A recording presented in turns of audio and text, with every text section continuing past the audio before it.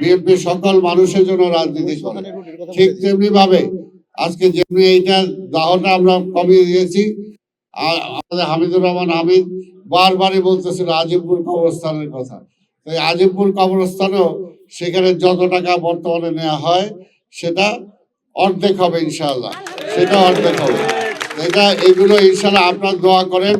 আমাদের প্রধানমন্ত্রী তারেক রহমান যদি যতদিন ক্ষমতায় থাকবেন জনগণের কল্যাণে যা যা করা দরকার সবকিছু করবেন ইনশাআল্লাহ। এবং আমি তো আপনাদের কাছে কমিটমেন্ট করেছি এলাকার উন্নয়নের জন্য, তা আমি আপনাদের সহযোগিতা চাই। ঢাকা সিটি কর্পোরেশনের প্রশাসক হিসাবে এখন আমাকে দায়িত্ব দিয়েছে প্রধানমন্ত্রী। আগামীতে যদি আপনারা আমাকে মেয়র হিসেবে দায়িত্ব দেন তাহলে ইনশাল্লাহ কোনো সমস্যা থাকবে না। এর জন্য কারণ আমরা জনগণের জন্য কাজ করি। আমাদের নেতা মাননীয় প্রধানমন্ত্রী তিনিও সেটাই চান। তিনি দেখেন প্রতিটা দিন খোঁজ খবর রাখছেন কোথায় মশা বাড়লো, কোথায় মশা কমানো যায়। এই যে কিছুদিন পরে বৃষ্টি শুরু হবে, সেই সময় দেখেন বৃষ্টি হলেই পানি জমাট হয়ে যায়, কারণ বিভিন্ন খাল বিলগুলো বন্ধ হয়ে গেছে, বিভিন্ন আন্ডারগ্রাউন্ড যে ড্রেনগুলো সেগুলো বন্ধ হয়ে গেছে। যে সরকার ছিল এতদিন তারা সেদিকে দৃষ্টিপাত করে নাই, কিন্তু টাকার দিকে কিন্তু ঠিকই তাকাইছে। টাকাটা একেবারে শূন্য করে গেছে। এই মাসে বেতন দেওয়ার মতো সিটি কর্পোরেশনের টাকা নাই, অন্য ফান্ডে থেকে আমাকে আইনে তারপরে দিতে হবে। তারা প্রায় 700 কোটি টাকা অগ্রিম ওয়ার্ক অর্ডার দিয়ে গেছে। কাজের খবর নাই, ইসের খবর নাই, অলরেডি অগ্রিম অর্ডার দিয়ে দিছে, এদেরকে টাকা দিতে হবে। এইরকম একটা অবস্থায় সিটি কর্পোরেশন থেকে তারা রেখেছে।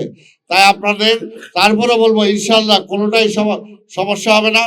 আপনারা যদি আপনাদের সাহায্যের হাত আমাদেরকে বাড়িয়ে দেন এবং পুরনো ঢাকাই হলো আদি ঢাকা।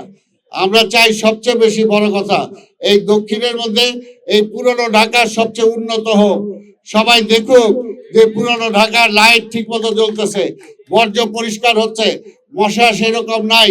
এগুলো যদি আমরা করতে পারি তাহলে ইনশাল্লাহ ভালো কাজ হবে। আমি আর বক্তব্য দীর্ঘায়িত না করে আমার সাংবাদিক ভাইরাও দীর্ঘক্ষণ অপেক্ষা করেছেন, তাদেরকেও ধন্যবাদ জানাই। এবং আমাদের এই ক্র্যাশ প্রোগ্রাম 1 মাস ব্যাপী চলবে।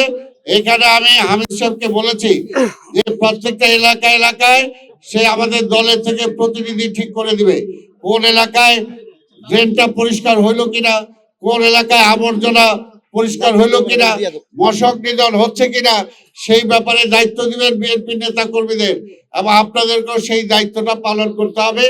আমাদের সিটি কর্পোরেশনের কর্মচারী যারা আছে তাদেরকে সাহায্য করতে হবে, সহায়তা করতে হবে, তাহলে কিন্তু আমরা সেটা করতে সক্ষম হব। আমি আবার আপনাদের কাছে ধন্যবাদ জানাই। ঢাকা শহর আমাদের আছে, আমাদের এই অবস্থায় থাকবে।